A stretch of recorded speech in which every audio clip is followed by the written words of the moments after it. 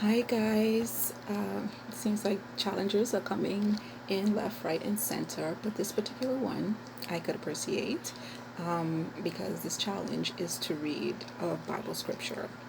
Now, I've been nominated by my friend Denavia. Hi, Denavia. And we are allowed to just pick any random scripture that we felt moved to read. I flipped through a bit, and this one is what I came up with. It's the 8th chapter of the book of Deuteronomy, and it only has about 20 verses. So, what I'm going to do is go ahead and read all of them. I hope you like it, and I guess someone is moved by it.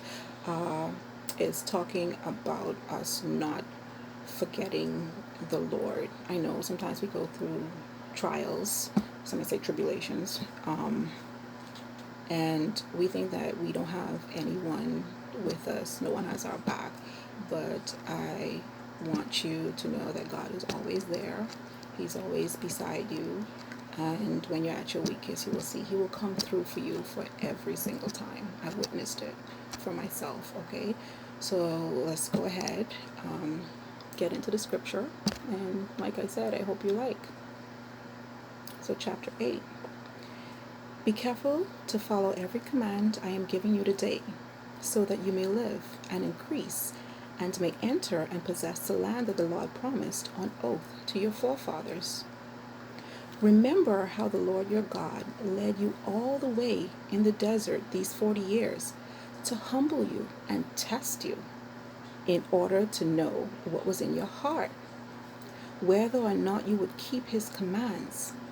He humbled you, causing you to hunger, and then feeding you with manna, which neither you nor your fathers had known, to teach you that man does not live on bread alone, but on every word that comes from the mouth of the Lord.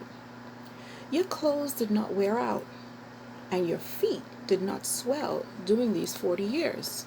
Know then in your heart that as a man disciplines his son, so the Lord your God disciplines you. Observe the commands of the Lord your God, walking in His ways and revering Him. For the Lord your God is bringing you into a good land, a land with streams and pools of water, with springs flowing in the valleys and hills, a land with wheat and barley, vines and fig trees, pomegranates, olive oil, and honey.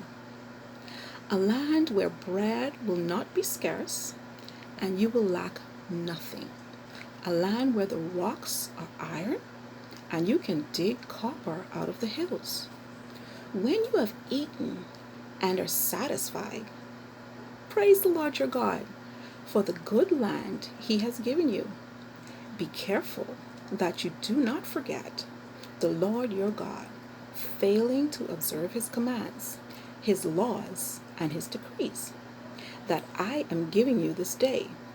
Otherwise, when you eat and are satisfied, when you build fine houses and settle down, and when your herds and flocks grow large, and your silver and gold increase, and all you have is multiplied, then your heart will become proud, and you will forget the Lord your God, who brought you out of Egypt, out of the land of slavery. He led you through the vast and dreadful desert, that thirsty and waterless land, with its venomous snakes and scorpions. He brought you water out of hard rock. He gave you manna to eat in the desert, something your fathers had never known, to humble and to test you, so that in the end it might go well with you. You may say to yourself, my power and strength of my hands have produced the wealth for me. But remember the Lord your God, for it is He who gives the ability to produce wealth, and so confirms His covenant, which He swore to your forefathers, as it is today. If you ever forget the Lord your God, and follow other gods, and worship and bow down to them, I testify against you. Like the nations the Lord destroyed before you, so will you be destroyed for not obeying the Lord your God. Now, I know the last part of that sounds so much like, I guess, a curse, but all it's saying is, you know something?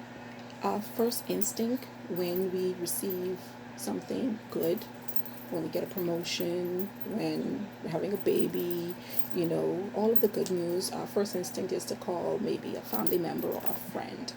But when we are at a place where we are satisfied and things that we've been longing for, even as simple as a daily meal, because we normally just bless our food prior to eating, but when you're satisfied and when you feel content, take some time out and thank God.